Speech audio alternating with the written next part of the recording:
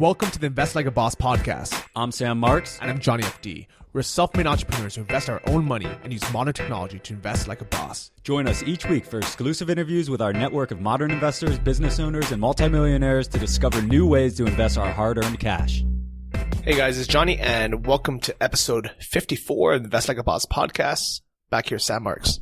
Johnny, good to be sitting next to you again, buddy. Another episode from Barcelona. And this week we have on Todd Tresidder of financialmentor.com.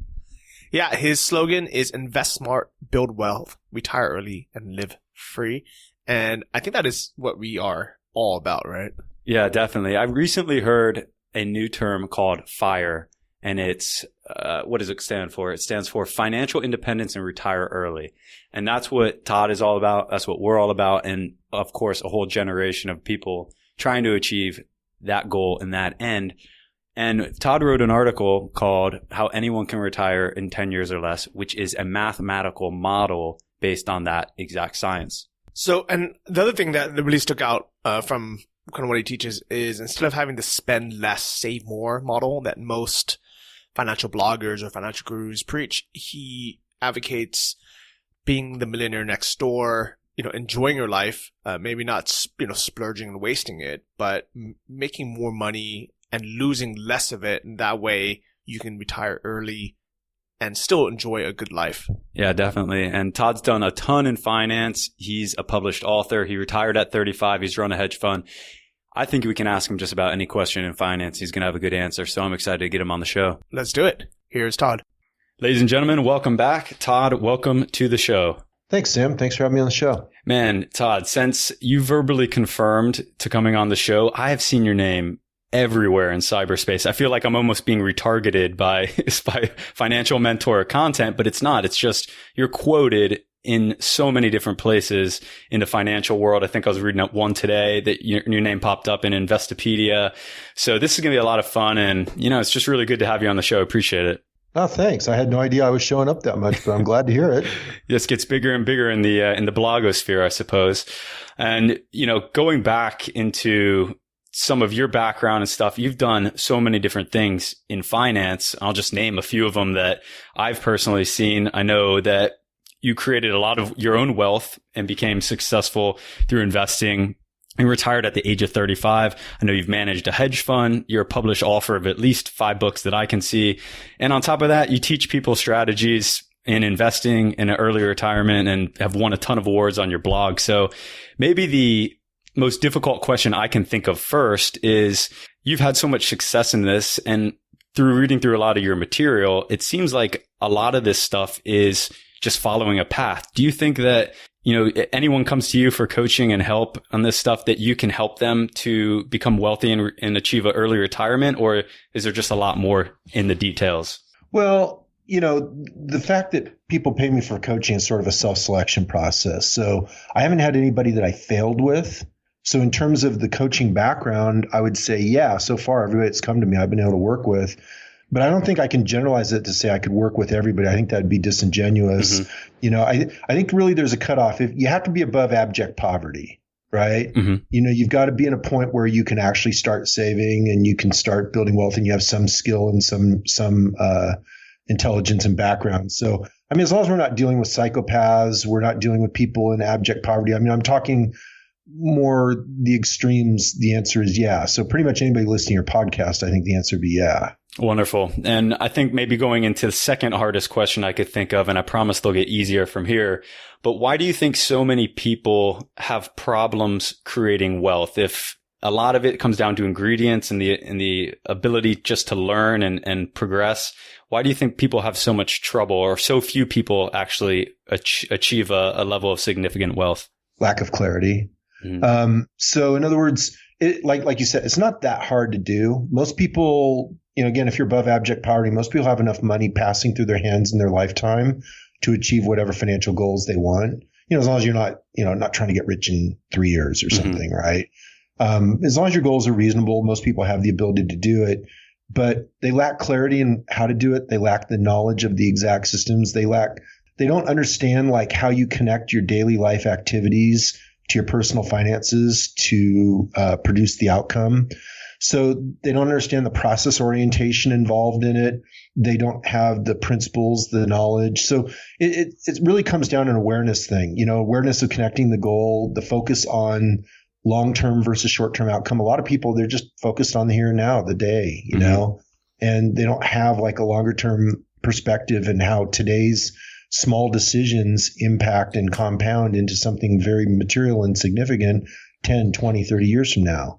And so it's just, again, it's awareness, Right. awareness and knowledge and skill. But it's not hard to do. Yeah. It's not hard to do. I mean, Cool. I'm teaching people and it works. It's just like, I don't understand for a goal that valuable why people don't do it. It's never made sense to me. That's part of what drives me in this business. Yeah, just fully commit to it, right? Well, you don't even have to fully commit. You just have to commit enough to make it a priority to make it happen. Mm-hmm. It's not like, like there's some of these guys out there that are saying, oh, like it's everything and you got to like drive it. And most of these guys, once they get there, I've had interviews, because I have my own podcast as well. I've had interviews with people and they'll say like, yeah, I think one of my regrets is I played it too aggressive. And I've been on interviews with other financial independence podcasts. And that's a theme that comes through. Like in hindsight, they'll go, I didn't have to be so tight and push it so hard that to be financially independent at 35, it could happen at 40. It would have been just fine. And I could have had a little more fun along the way. Yeah, it's tough. I mean, I think a lot of people I know on this podcast and a lot of people in our peer group, no one wants to, get wealthy when they're older. They all want to do it when they're young and can really go out and kind of celebrate their independence. So everyone's trying to find a shortcut, and in trying to find that shortcut, I think people make a lot of mistakes. And like you said, lose clarity. Yeah. And I don't have a problem with that too. I mean, I quote unquote retired at 35, right? But the difference is I'm looking at it from a 20 years since perspective, right? I'm 55 now. And what I can tell you is that there's kind of this myth, like when I get there, like what is getting there? Or once I achieve then I'll do these things once I'm financially independent. And then like how much is enough to retire? There's like a lot of kind of myths that float around this space. And really what you're trying to do in a nutshell is you're trying to get the freedom to lead the life you want to leave. Mm-hmm. Lead, not leave. Right. You're trying to lead the life you want to lead, right? And so it's like, it doesn't take a mint to do it, and you don't have to get such a nest egg that you never have to make another dime again. There's other ways of approaching it to get the freedom you want, get the creativity you want. And because really in the end, it's about pursuing a fulfilling life. Right. And so there's a lot of different ways to go about it. And what I see a lot of people do is they go the hardcore frugality route, which is not my cup of tea. And I have no problem with it. Mathematically, it's perfectly valid, right? Mm-hmm. I mean, the way these guys go about it with the hardcore frugality is absolutely valid what they're doing. So no beef with it whatsoever, but it's not everybody's cup of tea. And so there's other ways to go about it, and there's other angles, and they're all equally valid. It's just a matter of finding the one that fits you. So the article that you wrote was titled you wrote a ton of articles. One that caught our eye was called How Anyone Can Retire in 10 Years or Less. And I know you're a math guy. And this is a conversation that we've had with our group pretty regularly. And there's, within our listeners, there's all different types of investors. There's, of course, the invest in yourself, do it yourself through entrepreneurship. And then there's the much more traditional ones. And I think, my peer group grew up with the traditional advice of whether it's from a parent or an advisor or someone we look up to that, go into the corporate world, save 10% for 30 years, and that's going to grow at 8% and you're going to be a millionaire. And, your article statistically proves that there are all types of different models and ways that you can put money away, grow it, and retire on that. And I think that we grew up just wondering, how practical is that, right? How practical is it that someone can kind of stick to a plan for 30 years? Now, I know your article says 10 years and there's the mathematical model to support that. I just wonder, in your experience of all the people that you've seen, is it really easy for people to create a plan like this, to work, put money away, and to stick to that plan for a really long duration, 30 years? I mean, people might not be alive in 30 years when they put that plan into place, right? Well, is it easy? No. Is it doable? Yes. Mm-hmm. Is the goal worth it? Easily. So, I have a course. That's the only course that's available right now. I'm building out the 7 steps to 7 figures coaching curriculum, right? So like, I don't accept coaching clients anymore. I'm trying to put Todd in a box, and I'm moving everything into courses because I've broken it all down to processes now. So I'm trying to make it so it's a scalable business model, as well as I can deliver the knowledge at a cheaper price point than coaching. Coaching just got prohibitively expensive for most people. Yeah. So anyway, the one course that's publicly available now is the one you just asked about, which is how to design your wealth plan, how to design your life so it results in wealth. So it's all about wealth planning. It's totally different from how most people think about financial planning. And so the answer is, yeah. I mean, I put it in a course. It's totally doable. Will you hammer that course out in one weekend? No, it's not that easy. And there's a correct and adjust process as you implement going forward. But it's very doable and it's very worth doing, and it's well within the reach of anybody, who's seriously taking the goal. So it's not that hard, but I don't want to run around and use the term easy. That doesn't quite feel right either. It's doable. Right. Or as Marie Forleo would say, it's figure outable. I like it. Johnny, my co-host, the first time he mentioned kind of this, Johnny actually sort of lives in extreme frugality. I'm not sure what the spending limit would be per that monthly, but he's in the $2,000 a month range, living out in Southeast Asia, and lives a really nice lifestyle.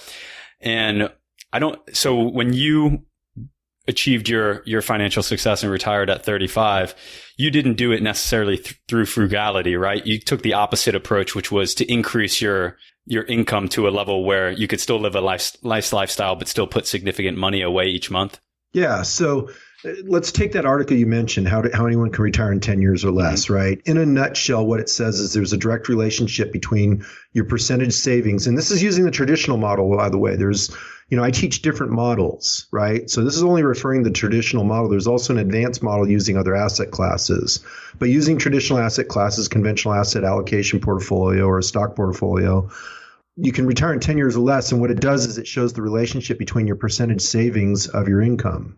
And so the higher percentage savings you have of your income, the quicker you will be financially independent. And so there's two ways to do it, right? You can either spend a tiny fraction of it and make a normal income, or you can make a really big income and spend a bit more, right? Mm-hmm. Either way, the math is the same. You're spending a tiny percent of that income. Does that make sense? Yeah, absolutely. Yeah, so I went for the high income route. I would just as soon figure out how to make the high income and lead a comfortable life. So I wasn't suffering, but I wasn't being stupid either. When I did this, I lived one block from Lake Tahoe, which, before we started rolling here, you were sharing that you'd been up there. I was basically a ski bum who worked New York hours as a hedge fund manager. And so I was skiing the afternoons most of the days. And during the summer, I'd play beach volleyball and mountain bike. And I'm hanging out with all my ski bum friends, right? Because I was in my late 20s and 30s and just having a great time. So it's not like I was suffering, but I also had a really nice condo, about a block from the water, and paid for truck and a tournament ski boat, and led a really comfortable life. Man, you're making me so envious right now. I want to get back on a plane and fly out to Tahoe for the summer. It was great. I mean, it was a great lifestyle for that time period. I didn't have kids. I had a great girlfriend who became my wife, and I was very fortunate. Now, granted, I worked my ass off too. Mm-hmm. I mean, the business didn't start that way. I started out, that hedge fund started out, I was working with the guy. He didn't really know me. He was kind of getting it going. And I was a $500 draw a month against commission on growth of the business. And I was out trying to sell, and I was like a zitty-faced kid meeting with these, CFOs of small corporations and stuff where they had good pension assets, but not enough to attract the big name managers. Mm-hmm. So I'm out going there. I'm a zitty-faced kid with this totally unconventional approach to asset management, bucking my head against the wall, making basically nothing.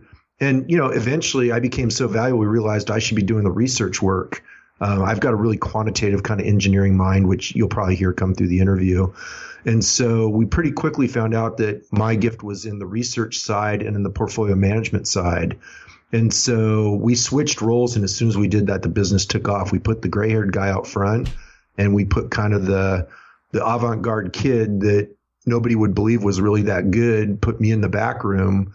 And the business just took off. We never had a down year. Wow. Let me correct. We had 1 year where the portfolio made a little bit less than the expenses and the management fees. And so the investors saw a fraction of 1% loss. And what caused that year was we had one major system completely blow up. It was a research failure on my part. And so one major system completely blew up, but everything else made money. And so the portfolio itself still made money despite a massive screw up. But yet the fee structure turned it slightly down that year, like a fraction of 1%. That was our absolute worst year. So you were able to do all this from Tahoe back then? Yeah, I did that all living in Lake Tahoe, living a ski bum life. Dang, that's amazing. What year was that, Todd, if you don't mind me asking? Well, I started from another resort community called Sea Ranch, California. That's where the guy that started the hedge fund lived, and I was working with him for a few years. But the problem with that place, I was a young buck, right? So I was like dating people's grandchildren, as they came up to visit. It was horrible. And so I just told him, I said, I either have to leave or we have to figure out how I can work remotely. And he's like, dude, take your work with you.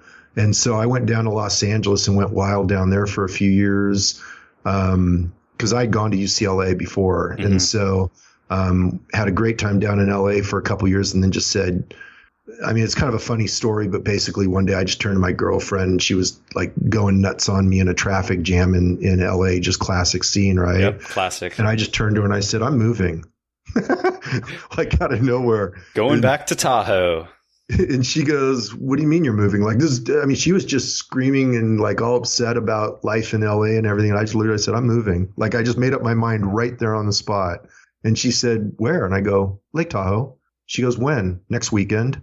Well, that's exactly what I did. I was in San Diego, LA for about 3 weeks and then Tahoe for about 5-6 weeks and then had to go back to LA, San Diego afterwards. And I was just like, I don't see how people can do that. If you have the ability to work remote and with the internet, I can't see how you would choose living in amongst people and all the traffic versus in a wonderful place like Tahoe. But that's another podcast episode. Yeah. Well, and there's one more thing in there, which is I lived on the Nevada side of the lake. So I established a Nevada residency. Yeah, and huge. So, I was living on less than what I would have thrown at the state of California in taxes. Mm-hmm. So, it was a no-brainer decision. Quality of life jumped up and taxes went down and I was kind of done with the crazy life in LA. Yeah. That always amazed me because where I stayed in Tahoe is literally right on the state line. And I'm like, I can't believe people wouldn't just jump 10 feet to the other side and establish, have your house there. You're so close, just, do it. But look at the real estate values and you'll understand why. Exactly. There you go. So just another bit on the article. So frugality, I think this is a really good point because so many people are just overspending, but they don't realize it because they're caught up in the system. They're caught up in the American lifestyle and they have the car and everything else, or 2 cars and everything else. Where do you see in your experience that the average person tends to waste money, whether it be, on luxury things or just kind of an everyday thing? Do you always see commonalities in where people seem to be spending too much money and could probably save and put it to better use? Well, it's unlimited, but the way the math works is that you always start with your biggest expenses first, mm-hmm. right? So you look at your big expenses, they're taxes, housing, and transportation, right? Mm-hmm. And so you can make your biggest dent by going to your biggest numbers first. That's just, a mathematical truth, right? Right. In terms of how people blow money, it depends on the individual. But what I want to do in that answer is redirect it a little bit because mm-hmm. Where you're at with it is you're looking at the traditional model, right? There's an implied assumption in your question, which is it's all about savings and frugality, right? And so what I do is I've dubbed the traditional model the save more, spend less model. And that's what you're talking about here is how to spend less, how to live more frugally, all that. And, that's been taught ad nauseum on the internet. There's a bunch of, Johnny come lately frugality blogs out there and early retirement blogs, and they're all following the exact same formula, right? Which mm-hmm. is how to get your expenses way down. And because financial independence, the math of financial independence is your assets are a multiple of your spending, right? So if you get your spending way down, then it's pretty darn easy to become financially independent fast. But the problem with that is now your financial independence is defined at a very frugal level, and you're always bound by that. Otherwise, you lose your independence. Mm-hmm. Are you following me? Yeah, I'm following. I like it. Okay. Yeah. So there's another angle on this, which I teach. It's what I call the advanced planning framework. Again, it's all in that step 3 course that I was telling you about. And so the advanced planning framework is different. It uses different asset classes. It uses totally different strategies, and it breaks open the math of how wealth works. The equation becomes more dynamic. You don't have certain boundaries in the equation like you do with the traditional model. And so that, that one focuses on real estate and the business entrepreneurship asset class. And what I call that the make more, lose less model.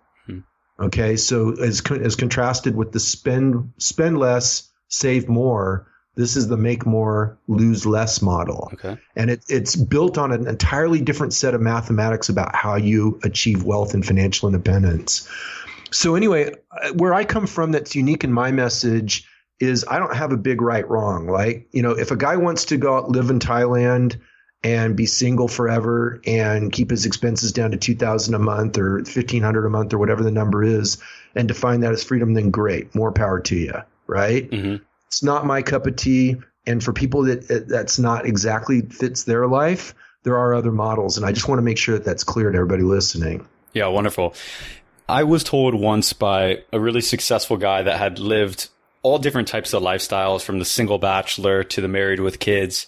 And he told me that he has never seen somebody that's able to spend as a single person, that you can't really spend more than $100,000 a year. You can blow a lot more money, but you can't really spend more than $100,000 a year because there's only so many dinners you can have. You have a nice apartment, you live your lifestyle, but to spend any more than that would just really be blowing it. Do you kind of carry that same perspective, or do you have maybe a different number in your head? I know you've lived lots of different, wealth levels.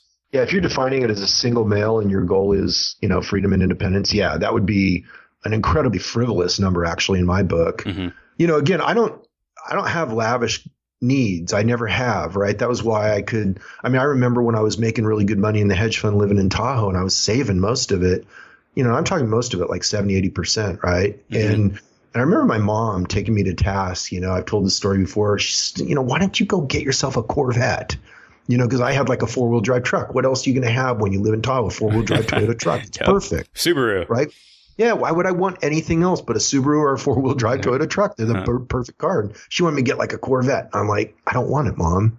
She says, well, why don't you do this? I don't want that, Mom. I like what I'm doing. It's all working well. Thank you very much, And she wanted me to go spend it. And I was like, no, I don't want to. Like even the boat, I told you I had a tournament ski boat. Yeah. I only had it for 2 years. I didn't like owning it. I preferred playing beach volleyball, which is, I go down there on my bicycle with a volleyball in my backpack, or mountain biking where I just join up with my buddies and go mountain biking. Once you have the toy, it costs you nothing and it's healthy. Snowshoeing is great too, right? Yeah. Cross country skiing. I telemark ski, downhill ski. All that stuff's great, man. And once you have, when you live there and you have the toys, it doesn't cost that much. Mm-hmm. Whereas a ski boat, it always costs money, right? And it's a lot of hassle to deal with. And I just went, I coined a term, which my friends were laughing at. I said, the fun to hassle ratio isn't as good as volleyball. That's true. Right? Yeah, absolutely. Right? Like it comes from the investment background of risk reward, right? Mm-hmm. And they laughed at me. They looked at me like, dude, you are such a weirdo sometimes, like, how do you come up with the fun to hassle ratio to characterize your boat and why you're selling it? Well, Todd, I want to jump real quick into, you kind of laid out, at least I've seen in your content, at least 3 different paths that you've laid out to financial independence. We can also call that wealth. So we just hit on one of them, which is kind of frugality and high savings. Is that the way you kind of term it, or is there a better term for it? Okay. So that's good. So it's one. And then the 2 others are real estate and entrepreneurship. And so yesterday, total coincidence, I happened to be. Can I correct that just a little bit? I want to clarify please. Just so people don't get the wrong idea. Yep. So there's 3 asset classes is what you're referring to, mm-hmm. right? So there's 3 asset classes, which is business entrepreneurship, direct owned real estate, not to be confused with REITs, which are paper assets, mm-hmm. and then a traditional paper asset allocation diversification portfolio, which would, again, most of these people, it'd be a low cost passive index portfolios, how most people view that, which is fine. If you're going to go the low-cost passive index route, it takes one of 2 strategies to achieve it. And that's why I want to kind of clarify. You said mm-hmm. frugality. Frugality gets you there quicker using that because the reality is the returns are mathematically limited from that investment approach. That's why you have to get the expenses way down. Okay. The alternative is you could lead normal expenses, but then you have to compound it over a lifetime. Mm-hmm. So you've got one of 2 ways to success using a passive index portfolio. You either get your expenses way down to accelerate the journey, or you burn an entire lifetime to get there so you get old age financial independence mm-hmm. using traditional numbers. Bingo. Thanks for clarifying that. And then the non-traditional assets, which would be directly owned real estate and business entrepreneurship, that's a whole different math model. Right. Okay. So the math that governs how you achieve financial independence on that is totally different, and it breaks boundaries because you don't have the limitations to the compound return equation. Mm-hmm. So it's a different game. So I know that could be a whole episode on itself, but I just want to touch on direct real estate real quick, because yesterday we were having a conversation in our group, in our forum, and we were talking, I was actually complaining about physical real estate because I own physical real estate abroad, and that requires a foreign corporation, foreign bank, and just endless paperwork. Yeah. And everyone was basically saying, well, it makes sense depending, it's a very fast track to wealth if you do it correctly and depending on where you at and what your lifestyle needs are. And I just want to quote one of the people and see what your perspective is on that. I said, I think it is by far the best asset class for someone who's not yet a millionaire who wants to become one. It is by far the quickest path to a millionaire status. Once your net worth is over 2 million, it's probably much easier just to invest in paper assets because you can generate a 6-figure income passively off of mutual funds and other paper assets without the work required.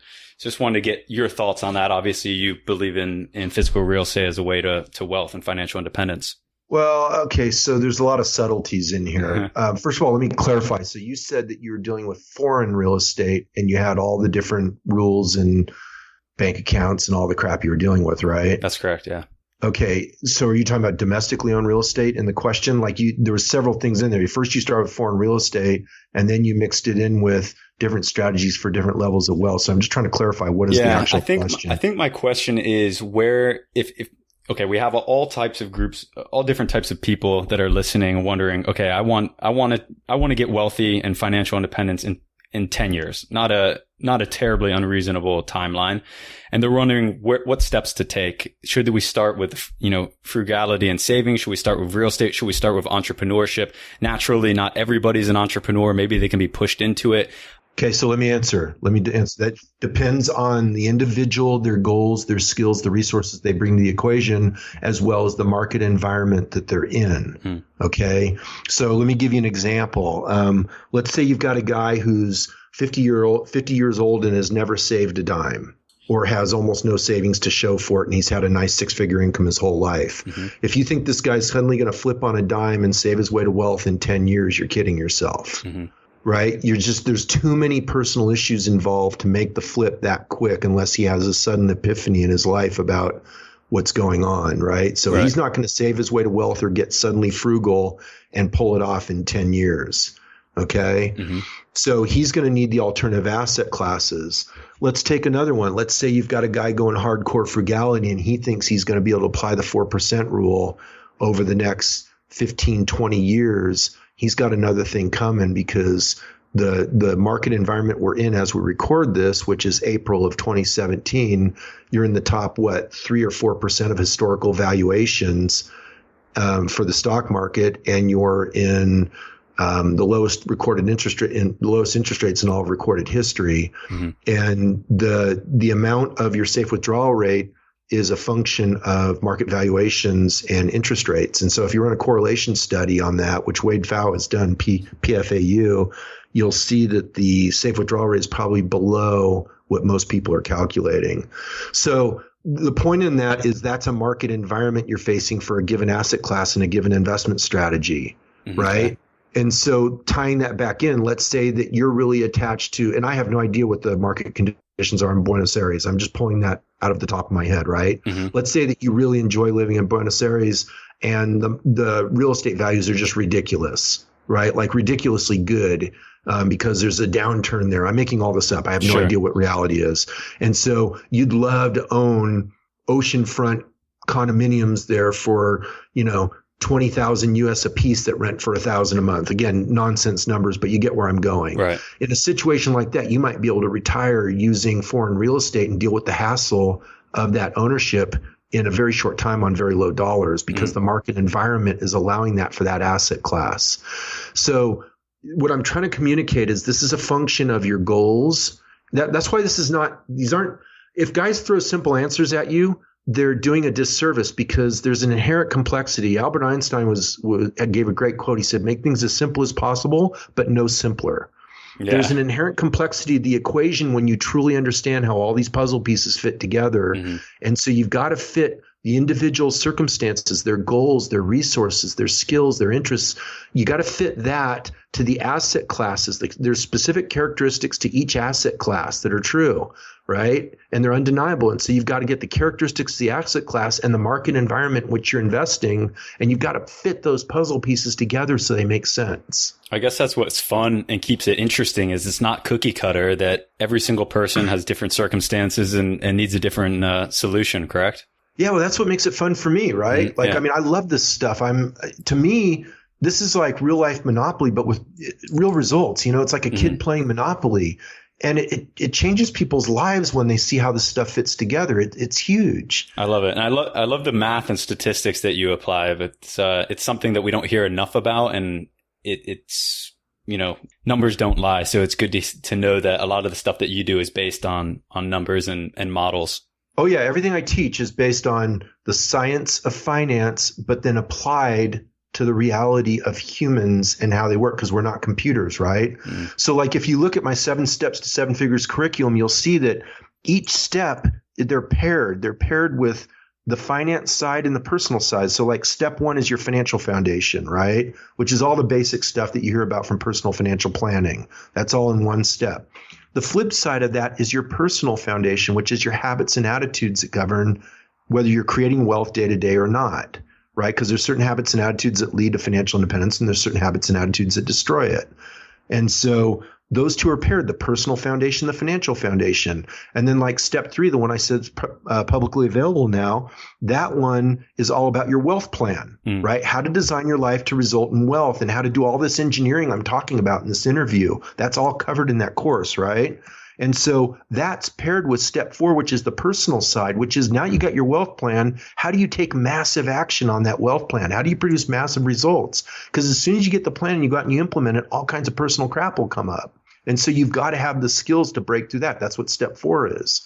So like each step has a personal and a finance math side to it to pair them up. And that's the piece I had to learn as a coach. It took me years to figure that out, that it's not just financial science, and yet it's not woo-woo either. You got to pair them up. You got to use them correctly together. So listeners, if you want more information on that, we're going to leave links in the show notes. So don't worry, you won't miss it. Todd, I just want to jump into a few listener questions. You up for that? Yeah. All right. Awesome. Okay. So one question is regarding, you know, people that you've come in contact with and coached with in the past. Listener wants to know, how difficult do you think this achieving financial independence is for married people or married people with kids compared to being single? I think the question is basically, how important is it to kind of start on these things when you're single? Oh, I think it's a lot harder when you're married with kids. You have way more expenses. You have a lot of things pulling at you. And then for me, like as your kids get older, you know, it's not up to your values to be inflicted on your children. Your children have to find their own values, right? So you may be a hardcore frugalist. Your child may not. And so that'll create a lot of conflict in the family. Now, fortunately, my kids are money savvy. They've been walking the talk. We've done okay so far. So they're not wasteful, but they see what we do, right? So like we don't drive flashy cars, but last summer we traveled 2 months through Europe as a family. Luckily, they're not of the age of drinking wine yet, because that could have set you back quite a bit. Actually, the great thing about traveling through Europe is wine's included with the meal. Like we did a 500-mile hike across Spain in the Camino de Santiago for a month. Nice. And like the kids did it right with us. I mean, it's a hardcore hike, and the kids were right there every step of the way. And as a matter of fact, my 16-year-old daughter is the one that organized it and planned it. Wow. And so, but wine comes with every meal. It's like water, literally. Like if you drank the bottle of wine at your meal, they bring you a second bottle. They don't charge you. Wine is part of your meal. Beautiful. I'm actually heading to Spain next month, so I'll definitely be looking forward to that.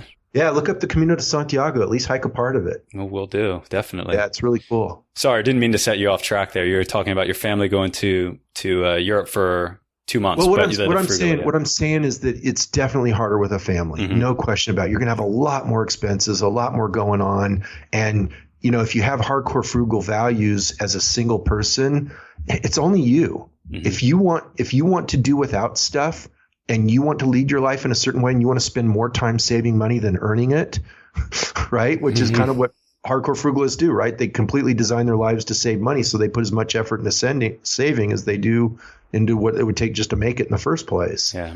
And if you want to do that, cool, right? Nothing wrong with it. It's your life. You do what you want, right? Absolutely. But when you're married, now you got a spouse. And then when you have kids, you've got their values. It gets way tougher, like geometrically harder. Gotcha.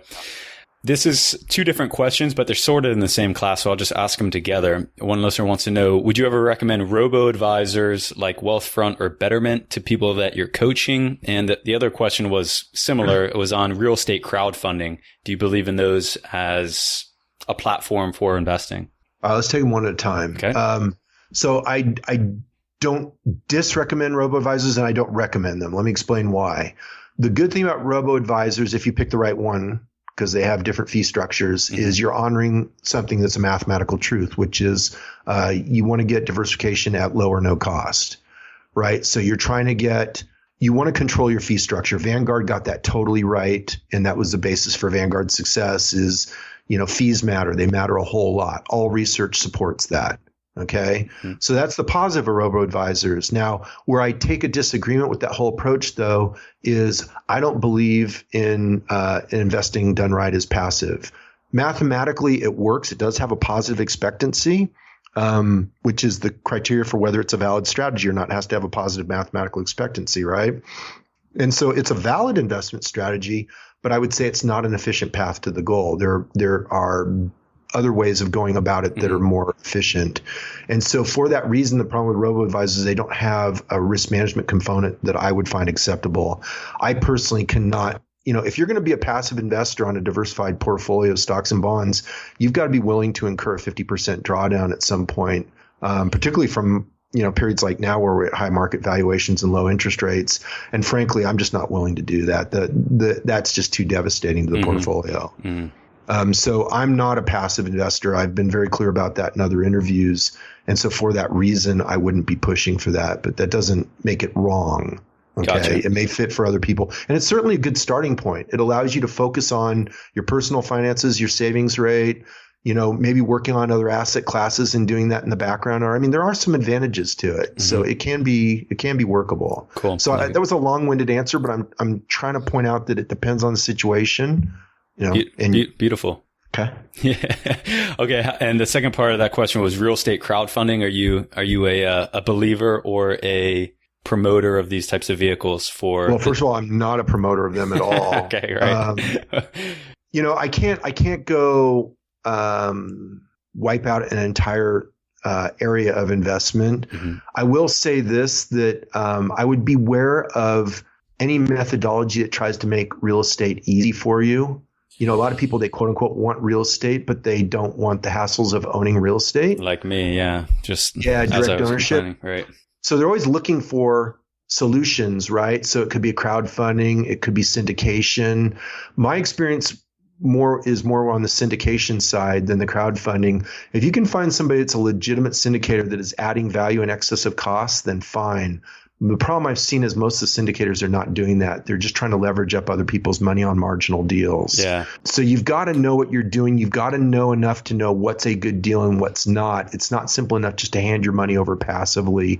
You've got to be able to analyze that thing and make sure that the guy organizing it is delivering more value than he took. So I will give an example. I syndicated a deal myself one point, but everybody that invested in that deal doubled their money at the closing table. I was actually stupid to syndicate it. I should have just used my own money but I was all captured in leverage, right? I wanted to try doing a deal for no money, so like I got 10 apartment units for absolutely nothing out of my pocket just by organizing the financing and organizing the deal and the investors and everything. Well, that's incredible. So in that regard, it was a cool experiment, but it was stupid because I could have had $1 million in equity in my pocket if I had just bought the thing myself. Yeah. So it was kind of dumb. Wow. Good story though. Well, it's an example of somebody adding more value than they took, right? In that case, that was a good deal for the investors, and they walked away with equity at the closing table. Those are rare. Gotcha. Well, I think I like really what you said about making it too easy. And I think it's such a new, robo-advisors are a little bit more defined and we understand them more. I think I was looking the other day and there's over 100 real estate crowdfunding sites available, and there's just new ones popping up all the time. So it's kind of scary in a way. And I think, a lot of them are performing well right now, but as more and more deals go through them and more kind of hot money goes in. They're performing well because it's a bull market in real estate. There we go. Exactly. Well said. Yeah. There's a statement in investing. You don't know who's standing naked until the tide goes out. There it is. Well said. Okay. Yeah. And so the track record's way too short to know. I would even apply that to peer-to-peer lending. The track record's way too short on peer-to-peer lending. We have not had, and I have a very controversial post on my site about that, which is just that, my contention is we haven't had a market environment where the economy went down and stayed down long enough to really test peer-to-peer lending. Yeah. And what the default rates will be in a prolonged downturn. Every downturn we've had has been immediately, spiked right back up. Yeah. Yeah, I agree totally. A lot of those unsecured loans are going to be written off. A lot of them already are being written off, but a lot more will be. Let's just say I'm not going to forecast it. Yeah. But I think the risk is there, and I don't think the risk is built into the returns. Nice. Well articulated. So one more listener question before we summarize, Todd, and that is, this one is actually very interesting to me as well, is what problems do you find in people once they've achieved significant wealth, aka retired multimillionaires? Well, first of all, is the biggest problem is just becoming retired. In other words, for most of them, they're very career oriented. That's how they built it. And they're trying to make that transition to retirement. They're trying to decide what is a fulfilling life for them. Most of the people that pull that off have basically sacrificed a major chunk of their life and their being and their dreams in order to achieve their career goals, and their parental goals and whatever. And they've been at it for 20, 30 years and so as a result, they've lost touch with who they are, what their dreams are, what they want to do with the remainder of their life, those kinds of things. You're dealing with a crowd that's younger and is still in touch with that. And they're trying to achieve financial independence because they want to live those dreams. When, when I'm coaching, I'll be dealing with a crowd where they've achieved that. Like your premise of your question is they're already at it, like 3.5 million or something. That would be somebody who's been at it a little while. And so it's a different set of problems. Did that answer your question? Yeah, no, absolutely. It's, we don't get to see too many people that have reached that level of success, but I know that, there's a lot of people out there that do, and they think, once they get to the mountaintop, it's this beautiful, scenic place to be, but there's always a bag of problems on the other side awaiting for you if you're not prepared for it and don't know how to cope with that level of success. So great to hear it from you. Here's the funny thing. Like my kids went to a private school, right? And so there was a lot of rich parents there. And so I got to watch various parents when the companies would get bought out or they'd become financially independent. And I can't tell you how many went into turmoil within a year of what we'll call the liquidity event. And the reason for that is they weren't really prepared for it. They didn't really have a vision on the other side. And having that spare time, just a lot of stuff comes up. Life is actually in some ways easier when your life is predefined by the structure that we're given, the workaday world where you have to work, you have to make money, you have to report to people, you've got this defined purpose. A lot of people don't understand that the dark side of financial independence, dark side is a bit overzealous or, a bit grabby title or whatever, but the unknown side of financial independence is that suddenly, you have no excuses for your unhappiness and you have no excuses for almost anything. Like you can create whatever you want with your life at that point. That's a serious responsibility. And people don't realize that they almost don't have responsibility for their lives when they're working day to day because it's predefined. When you're free, you're suddenly responsible for your life. You're suddenly realize that you no longer have excuses for anything. You're responsible for everything. Yeah, deep stuff for sure. And something for everybody to think about as they go through their own trials and efforts to reach that financial independence. Know that what you're looking to do and what the goals are. And let me cap that off with, it's a privilege. In other words, yeah, I make it sound dark. I make it sound serious because it is, right? It really throws people for a wrinkle. But recognize you're in that rare 1% of 1% or whatever it is that actually pulls it off. And the reason it's so unknown and so little talked about is because very few people get there. So you get to take your life to a whole new level, and that's a privilege. And so it's a really cool go for. but I'm not going to mask it over. It can lead to troubles too, and you have to be prepared for it. And so that's why I'm sharing it. Love it. Todd, shameless plug time. You have some amazing content out there and material. Where's a good place for listeners to first check out, your blog? And you mentioned the 7 steps. Is that a good place? Well, no, I think people, should build a relationship first. I don't expect people to just arrive to the site and throw money at me unless they want to. So, come to the site. I don't think we mentioned the site the whole interview. It's financialmentor.com. That's financialmentor.com, all one word. And that's where I have everything. So I have one of the largest collections of financial calculators on the internet. They're all free. Again, because there's so much of this that's math, and a lot of people are intimidated by math. And so the calculators do it all for you. I have over 1,000 printed pages of educational content, so you could spend a lot of time just learning for free. If you subscribe to the updates, the newsletter that gives the updates when I post new material, you get a free ebook, 18 Essential Lessons from a Self-Made Millionaire. You also get a free course. It's called 52 Weeks to Financial Freedom. And no, you won't get rich quick, but it'll go through the structure. It'll give you a big overview of the 7 steps, 7-figure structure, which is the structure everybody goes through, that I developed as a part of, coaching 15 years, people on this stuff. I kind of broke it down to a step-by-step structure, and I mapped it all out in this 52 weeks course. So you get that overview for nothing. And again, it's just to build relationship, and people can decide if they like what's being shared or not. And if you want the step 3 course, which is the wealth planning course, and it talks about a lot of stuff we talk about here, but it goes into much more detail and makes it actionable. That course is publicly available right now, and that's the only one that is. The other 7 steps I still have to build out. Very good stuff. Well, you won't get rich quick, but you might just retire in 10 years or less. Todd, it's been a lot of fun. Really wonderful to have you on, share your amazing knowledge and experience. And man, I hope you keep producing all your content and teaching for a very long time. I know it's helping a lot of people, so appreciate it. Hey, thanks a lot. Thanks for having me on the show, Sam. It was good talking with you. Absolutely. We'll catch you next time. Another super interesting episode, and I am definitely envious that he lives in Tahoe because it sounds more and more amazing. It's definitely a good spot. And we didn't discuss the article per se so much in detail, but I would really, really encourage every listener to take a look at that article because it's got some great calculators in there. And it's something that we've discussed in the Boss Lounge before.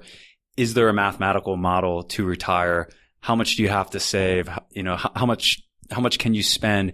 Todd's got probably the biggest collection of financial calculators I've ever seen anywhere on his site. So check out this article. There's a calculator there. You can plug in your income. You can plug in your savings rate. You can plug in like 30 different variables on what your goals are and different financial metrics. And it's going to tell you kind of how to get to this. But Johnny, this is really interesting because you are living proof that this model with some different types of inputs works.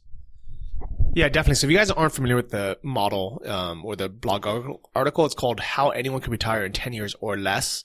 We'll have a link to it in the show notes of Invest Like a Boss episode 52. But basically what it is it's a situation where you're like, okay, if that is what I really want, I can live a frugal life for, let's say, the next 10 years and save 70% of my income by living kind of cheaply and be able to live pretty much the rest of my life after that. That's kind of what I did, I guess, but more kind of half of it was by accident, half of it was on purpose. And what I like about, kind of what he said was you can still live a good life. You don't have to backpack and live in the cheapest possible apartment in Chiang Mai to be able to do this, as long as you increase your income and then not lose money and do things to not lose the money. I think that was kind of one of the biggest takeaways. It was instead of just spending less and saving more money, make more money and then lose less, and that way you automatically save more. And that's exactly what you did, right? You obviously have the ability to live frugally. I think that's a great way to live life anyways, not wasting money. But you didn't just make, $20,000 a year for 15 years and save. You made outpaced returns for 3 or 4 or 5 years and also spent a little bit and achieved a very good level of wealth and success within that time frame. Todd did the same. Instead of living a really frugal lifestyle, he just upped his game, leveled up, made outpaced returns, and was able to do this in a relatively short time. So I think the message is awesome. Again, check out the calculations in there, because no matter where you are, if you're making $10,000 a year or $500,000 or $1 million, there's a calculator for you to let you know where you can get by basically inputting different parts and adjusting your lifestyle around it. Yeah, definitely. And if you guys are thinking like, oh, I don't know how to make more money, take a listen to some of the older Investor Like a Boss episodes, mainly the 0 to 1 episodes. So we had Crush with Bryce Leo. We had on The Landlord. We had my 0 to 1 episode, I think it was called How to 200 Extra Returns. Also take a listen to Travel Like a Boss podcast, where we have entrepreneurs I talk about every week. But either way, this was an interesting episode. What were some of your biggest takeaways from it? I thought what he said about real estate crowdfunding was really interesting, because we've been pounding real estate crowdfunding. It's a super interesting topic. It's on everybody's mind. Everyone's looking for a way to get into real estate, and a lot of our listeners are tech savvy, so it makes sense. And what he said was basically, be wary of anything that's too easy, right? And you really have to know how to analyze the deals. And this is a lot different than my strategy. I've obviously lost money in real estate investing before. And when I look at these crowdfunding platforms, it looks too easy to me, and I just end up probably throwing darts. But you really need to analyze the deals, right? Just like if you're going to go and buy a real piece of property, you do due diligence on it. You'd have someone inspect the place. You need to be able to know how to analyze the financials and to do DD on the sponsors, and not just take the platform, put your entire faith in the platform. Yeah, I definitely agree, especially because right now when the market is going up as a whole, any monkey can throw darts and have a positive return. So by us, just blindly picking deals, most likely we're going to be making money from it, and it's going to seem great. So we're going to keep doing it. I think the only kind of safety nets that we have right now is the fact that we diversify. So instead of just, getting to deals with even 10 grand or more, just having a couple of deals, we're having a bunch of deals at $1,000 or sometimes even less. And that way it automatically gives us some diversity. So I do definitely agree that it is way better. It is recommended that you look into each individual deal and choose if you're going to do it or not. But I don't want to say people like you and I that don't want to dive in deep should just not invest in things like Peer Street. I still think it's okay to do, because it is vetted. It does have at least some kind of backup plan where it's real estate backed, and we're so diversified. Most likely we're okay, but obviously Todd is right when he says it would be way better if we actually looked into each individual deal. Yeah, I mean, here's an idea. Why doesn't someone start a fund that takes like 1%, but analyzes all these deals and invests across multiple platforms? In fact, you had asked me in the last episode on CrowdStreet, why not just, if I'm going just for 8 or 9%, why not just put it all, through Peer Street? And part of me still feels like it makes sense to kind of diversify across platforms, because I have so much in Peer Street right now. But I don't know, this is something that we need to continue to dive into and dig deep into, because we continue to unearth more and more tips and strategies. One other thing that was kind of a cool takeaway, and a topic that we've talked about a lot lately, is Todd is much more of an active investor. And we initially started the podcast talking about so many passive investing strategies through Vanguard and Robo-advisors. Of course, we covered Betterment and Wealthfront. And then we had it on Phil Town. And that kind of like shook up our world. Like, wow, maybe we really need to be trying more of an active strategy. And it's definitely something I'm still interested in. One nugget that I thought was pretty cool that Todd said was he wasn't opposed to Robo-advisors.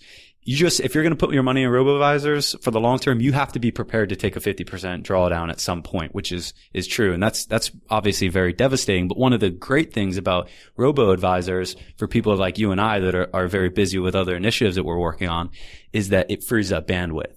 So if we don't want to take the active approach, we want to take the passive approach and focus on things that we can make a 200 times return on, which are our own entrepreneurial things, then it makes sense for us. Yeah, I definitely agree. And now that I'm somewhat retired and I'm not actively bringing in more money, it feels weird having any kind of drawdown, even if it's like, even though my passive income is still bringing in money, just because I'm not actively working and bringing in new deals and I'm not going to see it grow, even like just going out and buying a new pair of hiking boots and this backpack for this big trek across Ireland we're going to do in a few weeks. Yeah.